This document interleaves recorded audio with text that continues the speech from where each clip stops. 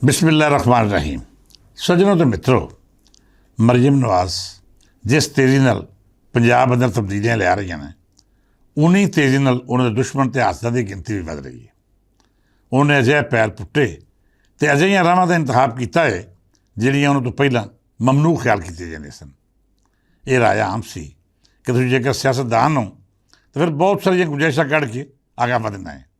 अज भी लाहौर सने दूर दराज इलाकों में सियासतदानों का यहो चलन है कि एक पासे वो पुलिस नूं बतौर हथियार वरतते हैं तो दूजे बन्ने उन्होंने बदमाशां नूं भी अपने हत्थ में रखते हैं, जिहड़े आम लुकाई लई डर ते खौफ की अलामत समझे जाते हैं। एक पासे पुलिस का डंडा तो दूजे बन्ने वो बदमाश जिहड़े इस कानून की जिद अखवाते हैं, उन्होंने बड़े कमाल तरीके नाल वरतिया जाता है। वो लोग जिहड़े तुहाडे सियासी मुखालफ होंदे ने, उन्होंने तंग करने लई दोवें अरबे इस्तेमाल करना ही सियासत है। समाज में ये रवायत बन चुकी सी कि मंजूर नज़र बदमाश सरकार का खुफिया हथियार बन के कब्जे भी करते, डकैतियां तो उजरती कातलों नूं तहफ़्फ़ुज़ भी देंदे। मरियम नवाज ने इकतदार च आके इस सोच नूं यकसर तब्दील करता। उन्हें जिहड़ा सब तो पहला हुक्म दिता वो यो सी कि मैं कानून नूं ना मनने वाला कोई शख्स बर्दाश्त नहीं करांगी। इहदे नाल नाल कौम दीआं धीआं भैणां नूं अपनी रेड लाइन करार दे के ये दावा भी किया कि बहुत जल्द तुसीं महसूस करोगे कि साडे पंजाब की औरत महफूज है, उहदी चुन्नी ते इहदे उत्ते कोई हत्थ नहीं पाएगा।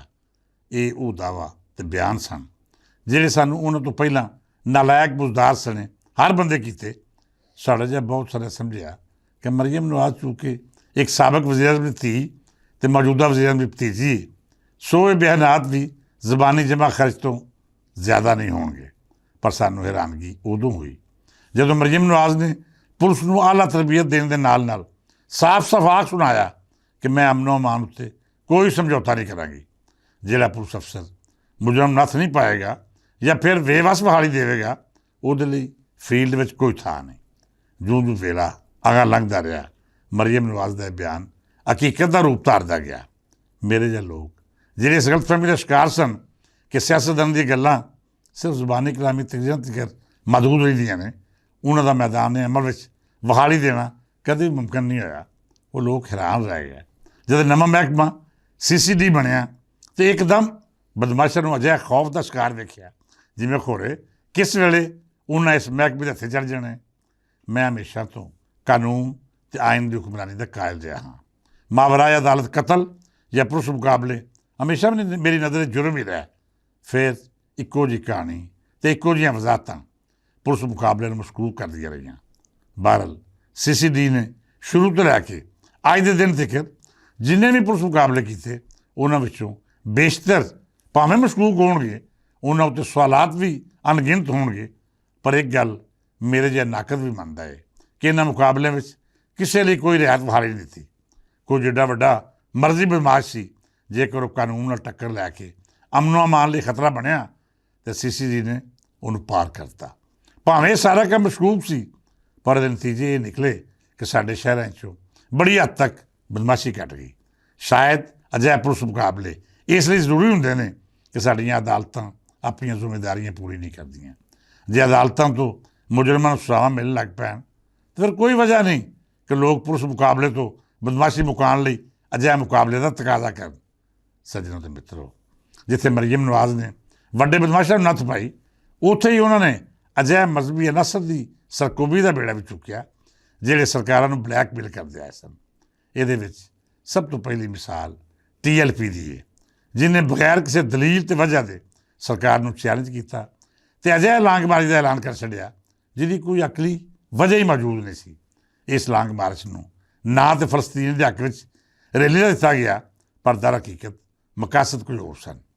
इस तो पहलां सरकारां मजहबी जमातां उत्ते हत्थ पाउण लगियां हज़ार वारी सोचदियां किसी भी हद उत्ते जाके मामलात नूं हल करदियां, ये मुल भावें उन्होंने अपनी हार की सूरत अदा करना पैंदा।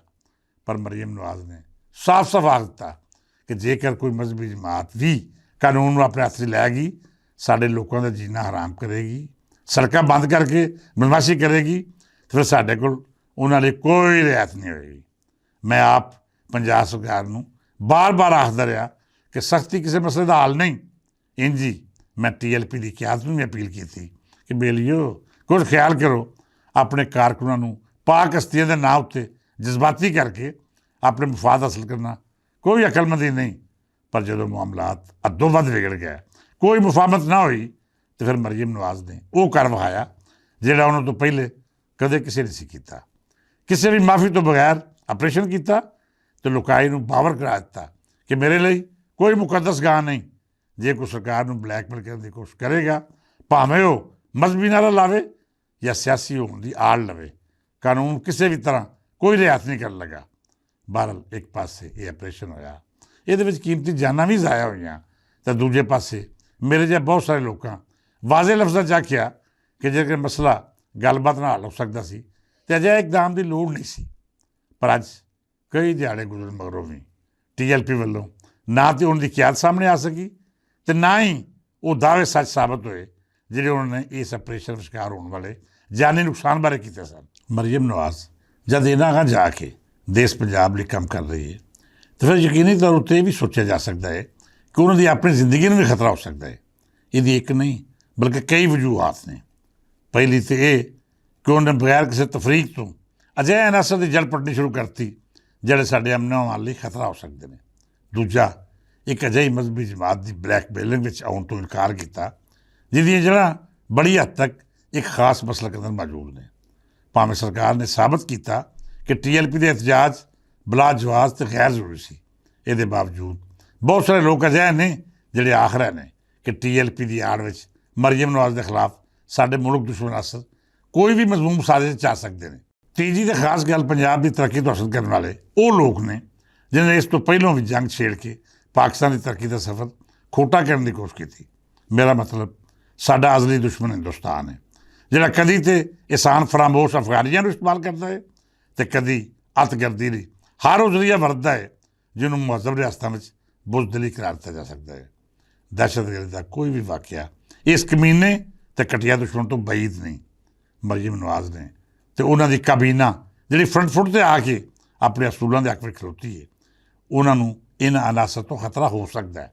ਮੈਂ ਸਮਝਦਾ ਹਾਂ ਕਿ ਪਾਕਿਸਤਾਨ ਦੁਸ਼ਮਣ ਸਾਡੇ ਉਹਨਾਂ ਸਿਆਸਤਦਾਨਾਂ ਨੂੰ ਨਿਸ਼ਾਨਾ ਬਣਾ ਸਕਦੇ ਨੇ ਜਿਨ੍ਹਾਂ ਦਾ ਮਕਸਦ ਇਸ ਸਿਆਸਤ ਨੂੰ ਮਜ਼ਬੂਤ ਕਰਨਾ ਹੈ। ਇਹਨਾਂ ਸਿਆਸਤਦਾਨਾਂ 'ਚ ਵੇਖੀਏ ਤੇ ਮਰੀਮ ਨਵਾਜ਼ ਦਾ ਨਾਂ ਸਭ ਤੋਂ ਉੱਤੇ ਆਉਂਦਾ ਹੈ।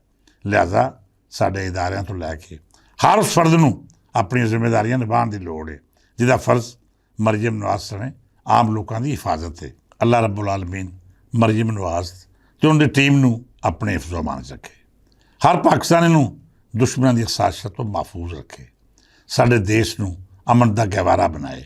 ਇਸ ਹਿੱਸੇ ਵਿੱਚ ਮਜ਼ੀਦ ਗੱਲਬਾਤ ਵੀ ਸਾਂਝੀ ਕਰਾਂਗੇ ਤੇ ਆਪਣੀ ਵਜ਼ੀਰ ਆਲਾ ਨੂੰ ਕੁਝ ਮਸ਼ਵਰੇ ਵੀ ਦੇਵਾਂਗੇ ਕਿਉਂ ਜੇ ਹਾਲਾਤ ਤੇਜ਼ੀ ਨਾਲ ਉਸ ਪਾਸੇ ਜਾ ਰਹੇ ਨੇ ਜਿੱਥੇ ਸਾਨੂੰ ਆਪਣੇ ਅੰਦਰ ਮੌਜੂਦ ਦੁਸ਼ਮਣ ਤੇ ਸਰਦਾਂ ਉੱਤੇ ਬੈਠੇ ਮੁਨਾਫਿਕ ਦੁਸ਼ਮਣ ਬਾਰੇ ਕੋਈ ਸਖਤ ਪਾਲਿਸੀ ਬਣਾਉਣੀ ਪੈਣੀ ਹੈ। ਅੱਜ ਦੀ ਇਹ ਨਹੀਂ, ਇਸ ਬਾਰੇ ਹੋਰ ਵਿਚਾਰ ਵੀ ਸਾਂਝੇ ਕਰਾਂਗੇ। ਇਜਾਜ਼ਤ ਦਿਓ, ਰੱਬ ਰਾਖਾ।